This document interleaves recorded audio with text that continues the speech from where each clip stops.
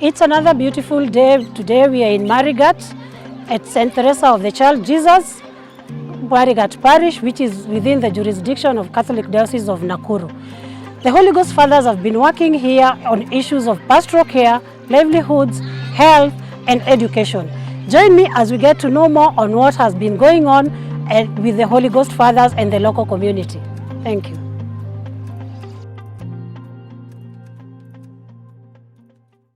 My name is Benedict Kisoi, a member of Holy Ghost Fathers Puritans, working here in Marigat, in the parish of St. Teresa of the Child Jesus.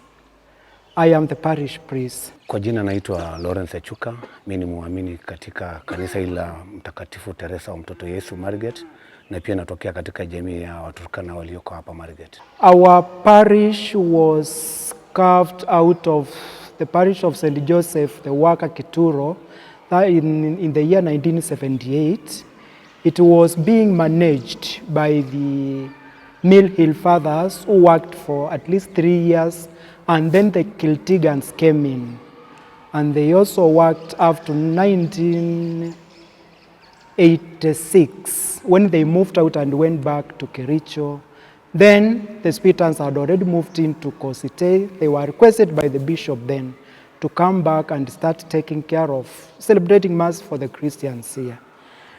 By then, the number of Christians who were already in the register were around 1,500. Right now, we are 3,500 baptized Christians, although not many of them, not all those numbers which are active, but that is a number that we are having as per our registers. Katika historia ni kwamba Waturkana wa kwanza waliingia katika sehemu hii miaka ya 60, na aswa walikuja kwa sababu ya hali ya ukame kule. Sasa wakaja upande kutafuta bahati, kutafuta labda chakula na kazi. Baadaye pia idadi iliongezeka kwa sababu ya hali ya usalama iliyoko kule. Kuna utofu wa usalama kule, ndiposa pia watu wakahama huku wakaja upande kwa sababu hapa ndio kulikuwa na usalama.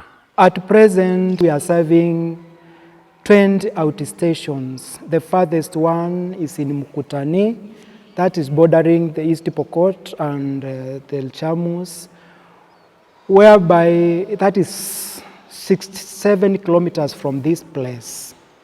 The other outstations are also a good distance, like 10 kilometers, 20 kilometers apart, and that is how we navigate to get to serving them. In this parish, we are taking care of the sacramental life of the Christians, catechesis, whereby we are assisted by the catechists, those who are engaged to the work. Asilimia kubwa sana ya Waturkana pale ni Wakatoliki. Naweza sema 3/4 ya watu pale ni Wakatoliki. Kama pale kuna jumuiya ya Mtakatifu Maria na Martha, na pia watu wanashiriki katika vikundi vingine kama vikundi vya kina mama, vikundi vya kina baba, vijana pia katika youth na pia kwaya. This place is, we can call it a difficult place working. We try to also take care of the livelihood of the people. When there is hunger and famine, we try to see of course, with the aid of the donors, on how to help them, to get them food, to get them medication, to get them water and all the things that they may need. Tangia watu walipoingia hapa, kanisa imekuwa mstari wa mbele kusaidia watu hasa kiimani na hata misaada mingine mingi sana. Pale katika kijiji kuna shule ambayo imejengwa na kanisa. Pia wamama wakongwe wanafaidika pale kwa chakula na hata matibabu, na hata watoto wanapata kusomeshwa na kanisa. Kuna wale ambao sponsored wako katika polytechnic, kuna wale washamaliza wanafanya vibarua, na kanisa bado inaendelea kusaidia. We have been doing well.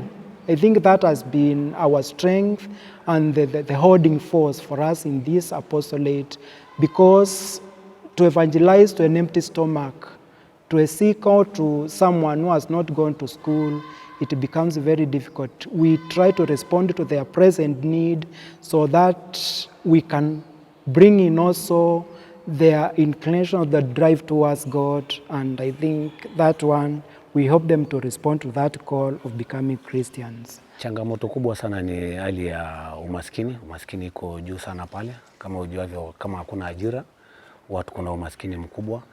Pia pale kuna, labda kutokana na hiyo umaskini, kuna watoto wengi sana hawaendi shule ama hawamalizi shule kwa sababu ya hali ya umaskini.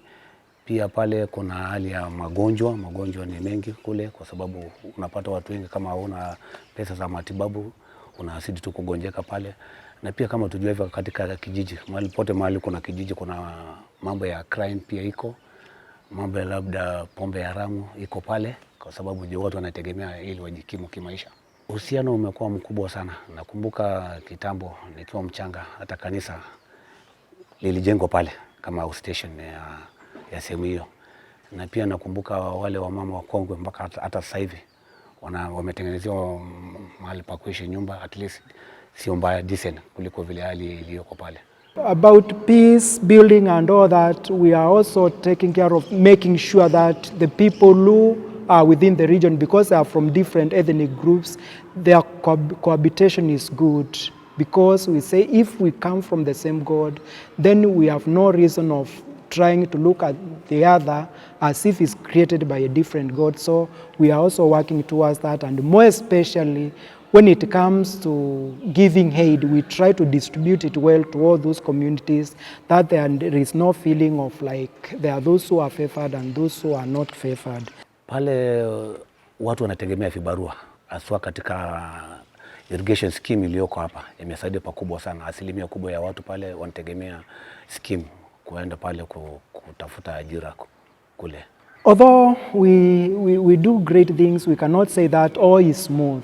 There are challenges that we meet on the way in our daily activities, and more especially when we are faced with poverty. Another challenge which is on the sacramental way of life is we may work after baptism. Then after that, the movement, the transition, and the growth seems to disappear. Why?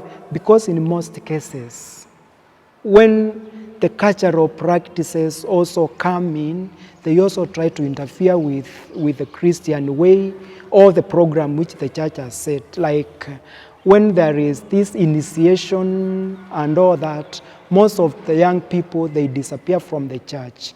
Whatever the educational training they get, we don't know, because when they come back, we barely recognize them.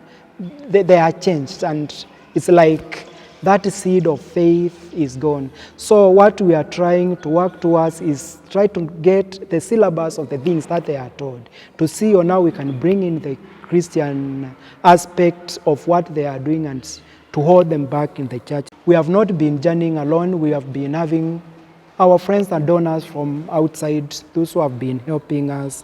More especially, I mentioned here the Livelihoods, that is the group from Ireland, and they have helped us in education, in feeding programs, and even in putting up structures like the youth center. I can't also forget Manus Unidas from Spain. They have also been of great help to us, because twice they have funded me in the interventions, and more especially for the food, work, and all that. So I thank God, and I say those are the ones who have been assisting us greatly. We cannot also forget about the donations and the help that we get from the diocese when we are faced with the challenges. There are so many things that we need to do, and as I have said, we are losing a lot of youth in the church because of maybe the modernism and the way the world is moving.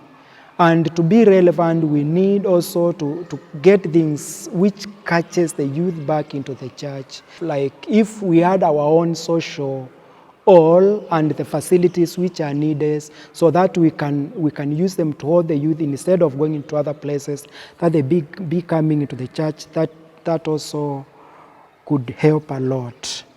On matters of food security, my plans are that we get something like a farm whereby these people, they can be helped to produce their own stuff, so that we don't entirely depend on those aids from outside, although we appreciate that they come. I thank the congregation, and I thank all the people who have been able to help us to make people smile, and also ourselves to smile as we are in this place.